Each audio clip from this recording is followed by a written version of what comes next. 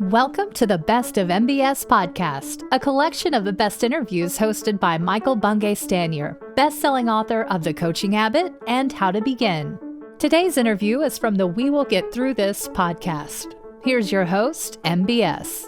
So some years ago, I was wandering up my street, Roncesvalles Avenue here in Toronto, where I live. And I wandered into my library, and we have a great little branch library here in my neighborhood. And Toronto is a wonderful public library.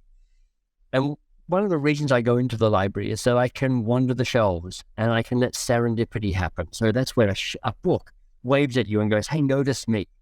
And it's not a book I would have found by searching online or nobody's mentioned it. It's just there's something about the book that grabs me. And in this moment, a book left off the shelf and went, Michael, notice me.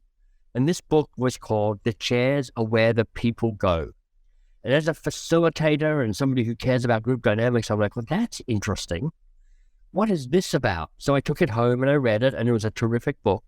So I looked up the author because I'm always nosy as to who writes these things. And it's a guy called Misha Glouberman. I'm like, okay, that's an unusual name.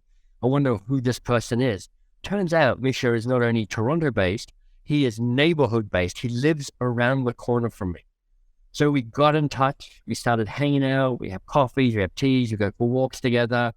And so when the moment came to run this podcast, we will get through this. I was like, Misha is perfect, because Misha runs a program called How to Talk to People About Things. And if ever there is a moment for going, I need to know how to talk to people about things, it might just be this moment. So let me introduce Misha a little more formally. He is a faculty director at the Ivy Academy, which is the executive education program at the Ivy Business School here in Toronto. He hosts the Trampoline Hall lectures, which are a quirky Toronto barroom lecture series, which are a fabulous energy, fabulous speakers. It's like TED if it had a punk spirit. And of course, as I said before, he's authored with Sheila Heti this book, The Chairs Are Where the People Go, which I will just say the New Yorker, none less than the New Yorker, named as one of its top nonfiction books of that year. So he is great. You will love him. I'm happy he is here. So Misha, welcome. Hey, Michael, it's so great to be here. Yeah, I'm really happy to be talking to you about things. So that's perfect. I joke that you have heard 8 bazillion times before in your life. No doubt. Great stomach, but I never tire of it. It's all right. So I think built into a course called How to Talk to People About Things is some sort of understanding that it's actually tricky at times to talk to people about things. So start us there. Why is it hard to have conversations that would seemingly seem to be relatively straightforward? It's hard. I mean, it's hard. It's hard for all kinds of reasons, I think. It's interesting because I don't think about why it's hard. I think about a lot about how to make it easier. But when I think about why it's hard, I suspect a big reason is that we're kind of stuck in our own heads. Like any situation of any complexity, between you and me is going to be a situation where to solve it, you really need to kind of step outside of my individual perspective and yours to be able to solve it. Right. But that's not what we're like, right? Like we're spectacularly kind of stuck inside our own viewpoints. That's like, yeah, sure, well. And we kind of think of our own opinions as facts, and we think of our own perspectives as reality. And the other person we're talking to has this completely different reality that we're looking at. But we never, even though we intellectually know that, we somehow always just think, oh, this one time it's really, things are just the way I see it. So I think that's a big part of it, that we're both sort of looking at. There's a nice, I forget, there's a neuroscientist who has a description of which I really love, which is that like, we think we're looking at the world, but what we're really looking at is a model inside of our heads. Yeah. And each of us is looking at the model, and our models are different, but we think we're both looking at the world, and that leads to all kind of confusion. Yeah, it is so convincing that our point of view is reality. Yeah. And I mean, so persuasive and just so invested in that being true, because it actually gets way more complicated as soon as you start going, wait, maybe everything that I see and believe and interpret isn't the whole truth or even some of the truth or maybe any of the truth. It's just kind of how I show up around that. It reminds me of that insight, I think from neuroscience, or maybe it's a cognitive bias, or maybe they're the same. When you analyze people's motives for doing things, and how Right. you're always forgiving of why you didn't follow through on the perspective. It's like, no, it's an extraordinary situation and this came up, and it's like, I will forgive myself. Whereas when somebody else does it, you're like, and that's because they're a bad person. They're just a bad, unfeeling, careless, horrible person. And you're like, oh yeah, that's an example of that difference playing out. Yeah, exactly. I think it's called fundamental attribution error is what that is. And yeah, it's that phenomenon in psychology, really well documented. Yeah, absolutely. I cut someone off in traffic because I'm in a rush. The other person cuts me off in traffic because they're on carrying jerk. Yeah. So it feels that part of the formula when you say how to talk to other people about things, there's you, the other person, and the things. Yeah. And they're probably all worth taking a look at. So to help make this easier, where do we start? Do we start with the things? Do we start with yourself, or do we start with the other person? I always think you got to start with yourself. And it's a huge thing. I mean, you probably know this in your coaching. Do everything I say, I'm like, oh, you probably know this in your work too. It probably comes up a lot. Is that it's really easy for people to look at a situation and say, oh man, these conversations are not going well. Clearly what needs to change is the other person needs to do something different. Clearly what needs to change is if only reality worth the way it is. But the problem is that those aren't actually things you can change. What you can change is yourself. So when I do training and coaching, consulting with people, what I really try to do is avoid that strong pull to think, oh, I know what the solution is. The solution is for them to be different. Right? So you really want to focus on you. Is there a way of becoming better able to resist that rush to, oh, I know how they need to change to fix this? I mean, I mean, even with somebody who knows a bit about this, like I do, I still notice it in myself all the time, particularly with people who I'm close to, like my wife. So hard. No, the people we're worst with are the people we love the most and we care the most. And I think all of that, I think a big part of it is self-awareness. A big part of it is knowing, acknowledging that you're imperfect at this stuff. A lot when I do the workshops, increasingly a lot of what I do is when I work with people, and this becomes increasingly important with people who are more accomplished and more senior and more, is to really give them some space to acknowledge the fact that we all mess this up. I mean, I messed this up. I literally think about like nothing but this, 40 hours a week for 15 years. And still, every day, I get it wrong.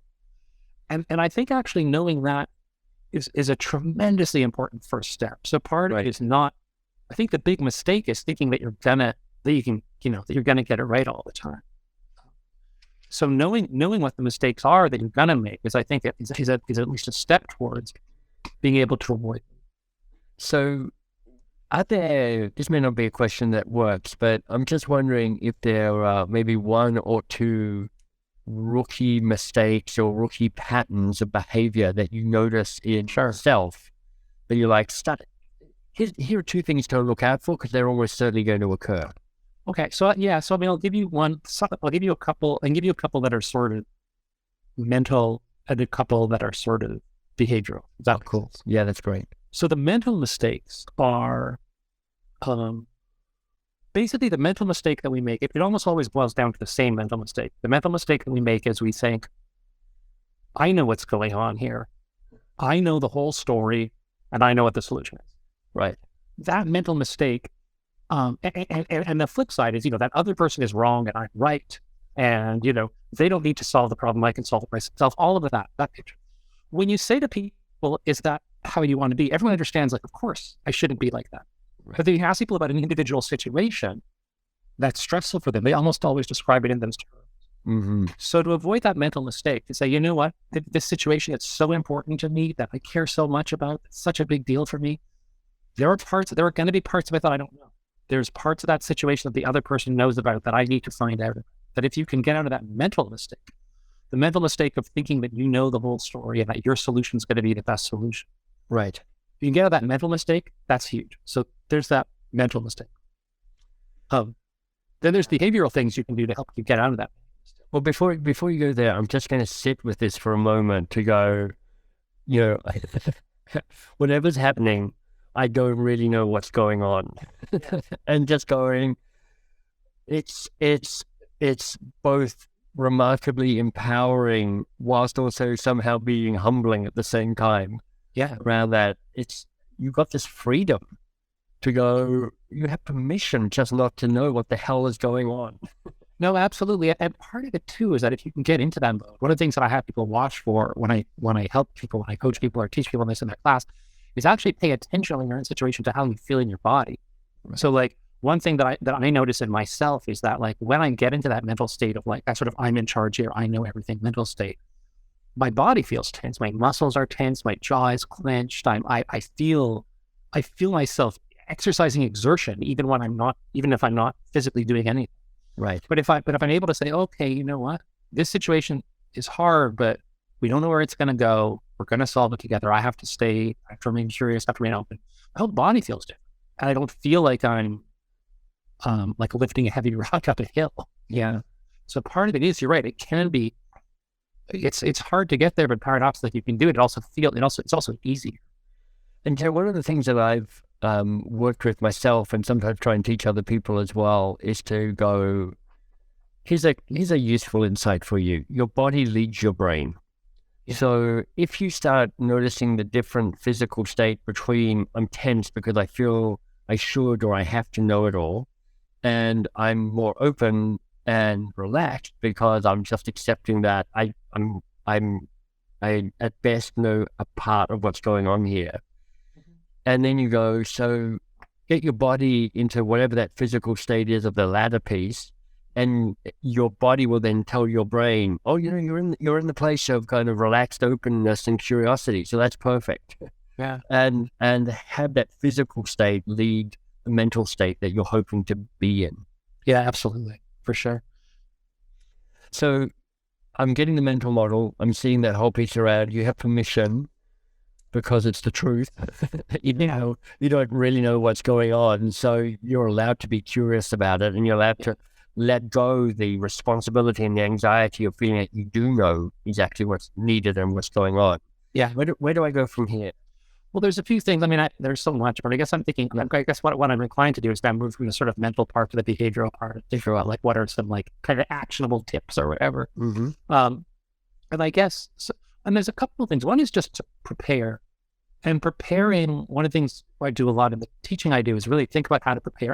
And preparing, I think the way that 99% of people will prepare if left to their own devices is going to send you down the wrong path. So I think for most of us, the way we prepare is we sort of ruminate. And we say, okay, I'm going to tell them this and this and this and this and this. And if they say that, I'll say this back. And here's how I'm going to get my way. And here's my strategies, I've had so many of these highly dramatic conversations in my head where I end up by plunging my rapier-like wit through that evil black art as I look at it exactly. I am Laurel, you superior to you, and this is out of victory that has always been mine in a way. That's never that helpful. It never works. Right? Exactly.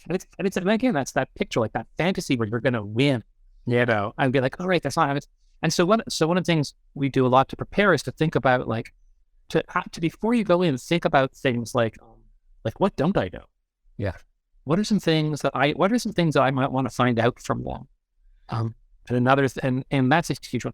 Another thing is to think about, when you think about your goals, trying to think about kind of the biggest picture goals. So for instance, you might have a stressful situation with a coworker and you think you know exactly the way to solve the problem. And so you might go in and try to push for that solution. But what you want to do is step back and look at the bigger picture and say, no, what you really want is to resolve the issue with your coworker. Right. And so you kind of want to set a goal for yourself when you do the preparation that lets you be open and taking some time to think about really think about what your goals are. And also very often you think your goals are, and part of why you can do that is you shift when you get in, right? So you say, oh, my goal is to collaboratively solve this problem together. But then 5 minutes in, what I realize is what I'm actually trying to do is, make them feel like an idiot. Well, if I wrote down the goal before, it decreases my chances of making that shift. So taking some time to do that prep and actually writing the things down. That's nice. That's really nice, Misha. Yeah. Where that takes me is one of the tools that I've sometimes taught in programs is the 3P tool. The 3P says any conversation can have 3 points of focus to it. Project, people, patterns. Right. And so to break that down, project is like the thing itself, the thing we're working on. Yeah. People is obviously the relationship with the other people in the ecosystem in the conversation. Yeah. And the patterns are your own behavior, the own kind of ways you keep repeating yourself. Yep. And where I go with this is when you go, hey, Michael, have a goal, but think more broadly and more systematically and more generously about what your goals might be. Yeah. And I'm like, okay, I can have a goal about a specific project outcome I want from this. I want the report. I want this thing to be done or not done. I want a change in direction on this decision. But then there's also and I want this relationship to be enhanced. I want to co-create something. I want to assert myself as somebody who has a light in the sand. I mean, there's all sorts of ways you can frame that. It's not just about being liked or nice. Yeah. And then there's a pattern, which is like, I want to not back down on the first go. Yep. Or I do want to back down, or I want to come off graciously or generously or sympathetically, whatever. I mean, it's like find your own language and your own need for who you are and what the conversation's about. But knowing that you could have at least 3 different areas to have these goals in might be helpful. Yeah, absolutely. That's amazing. And it's on the subject of goals. Yeah, and that idea of thinking, it's funny. I feel so many people who do this work, we sort of have different sort of prisms for looking at the same thing. But yeah, for me, that's very resonant, that idea. If you want to think about the relationship, if you want to think about the pattern. And for me, a lot of it's also like, where do you want to put the focus? So like, I think a really common thing I see that happens, I have people in my classes come in and bring conversations that don't go well. And one of the very, very common things we have is people don't talk about the pattern in the relationship when that's what really matters. Yeah. So there's someone who comes late all the time, and it's really frustrating to you and straining on the relationship, and it makes you feel disrespected and angry. And they show up late, and what you say is, hey, the meeting started at 9. And so you don't even say you're late, But even more importantly, what you don't say is the fact that they showed up today late for the meeting isn't really what the conversation's about. Right. The conversation's about the pattern, about the relationship. Yeah. And so one mistake, when you're thinking about mistakes that people make, I think very often is they have the wrong conversation, and the thing they're talking about is smaller than what they really care about. So a lot of what I ask people to do, the way I put that thing together, is I ask people to sort of zoom out and sort of say, like, what's the thing, like, is there actually a bigger thing that you need to be talking about? And very often that's what it is. You say, the problem isn't the way your boss is micromanaging you on this particular issue right now. The problem is that your boss has been micromanaging you for 6 months. That's the problem. And if you talk about the smaller thing, you're going to have a conversation that's crazy, because your boss says, hey, why don't you make that thing red and not blue? And what you do is you push back. You say, no, I want to make it blue. And your boss is like, God damn it. And your boss is like, right. And your boss is like, why do you care so much about red versus blue? Just make it red. And you're like, I want to make it blue. And you're having a stupid conversation about red and blue. Whereas if you can say to your boss, hey, I want to talk to you about how we work together. And there are some things that are challenging for me. And, there's a whole bunch of things you have to do that, but be able to have a conversation about that bigger pattern. That's the conversation you're done. So I think one mistake people make is they have the wrong conversation. It's typically, it's too small. It's too small of a conversation. The other thing, Well, here's what I wanted to ask around that, because this is such good guidance, and I'm violently agreeing here on the other side of the microphone. Yeah. How do you help people to have the courage to have a conversation like this? Because I can bet, because I'm thinking it myself, so I'm just going to assume it's true for the universe. Yeah, a rookie mistake, exactly what we talked about at the start of the call. But there's a bunch of people who I suspect are going, well, that sounds ideal, Misha, but have you met my boss? I was like, how am I ever going to have that conversation with that person? Sure. And there is a place where you're like, actually, it's an act of courage to do this. Yeah. How do you help fuel that courage? I think there's a bunch of different ways, and it really depends on the situation. I mean, the sort of most mundane answer really is just practice. And I think for courage, I think that one thing that I do think is that I think that all of us as humans, we have this like spectacular ability to, in our sort of discounting function, we will avoid any amount of near-term pain for any amount of long-term benefit. We're just built that way. And then we tell ourselves stories to support that, right? To reduce the cognitive dissonance. We don't want to say we don't say that. We tell ourselves a story to make sense of it. And I think one version of that story that makes sense is very often people, I'll talk to someone else, people in my class, they're like, there's this conversation, there's this pattern that's been on my work for 2 years, for a year, for 2 years. It's been driving me absolutely crazy. It makes my life miserable. Yeah. They say, well, why don't you talk to your boss about it? They say, I don't know, that sounds terrible. I'm like, well, what's the worst thing that could happen? Right. I don't know. It's like, is your boss going to fire you? They're like, no, my boss wouldn't really fire me for bringing this up. Well, what could happen? Well, it could be a little awkward. Okay. Yeah. What's the consequence if you don't raise it? Your job will be terrible for years and years on end. But as humans, we sort of tell ourselves like, oh, I don't know, this risk is too enormous. So part of it is just to sort of calibrate that. It's just like behavioral economics, Kahneman and Tversky stuff. It's like calibrate your the story you're telling yourself, where you're sort of overvaluing this near term. So partly, I think the conversation part is hard. And one thing I encourage people to do is actually keep a log. Like say, before you have these conversations that you think are going to be really hard, how badly do you think it's going to go? And I think for most of us, the conversations, they don't always go better than you think, but more often than not, for most of us, they go better. The other thing too, for courage that I think is really important in ongoing relationships, is that, and I think this is and again, I think this is sort of what all of this comes down to is that so much of this is like, don't make it all your problem. Like make it collaborative. So even the fact that if you're scared to raise things with your boss, that's a problem between you and your boss. That's not a problem for you. So if you just sort of work on your courage, you're kind of doing the opposite of what I advise people to do, which is you're trying to solve a problem privately on your own. That's actually a shared problem. So what in fact you want to do is try to work on, so the really big picture conversation isn't even the fact that your boss micromanages. So if your boss says red, not blue, and there's a pattern of micromanaging, and you can't talk to your boss about it, the biggest issue is you want to be more comfortable talking to your boss about patterns in your relationship aren't working.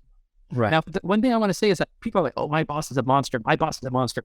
I'm going to say, I don't know how many real monster bosses out there, but I'm guessing at least, a very huge percentage of bosses that you say to them, just say to them, hey, listen, if there are things in how we get, if there are issues in how we get along that we could talk about that might make me a more effective employee, would you like to hear about them?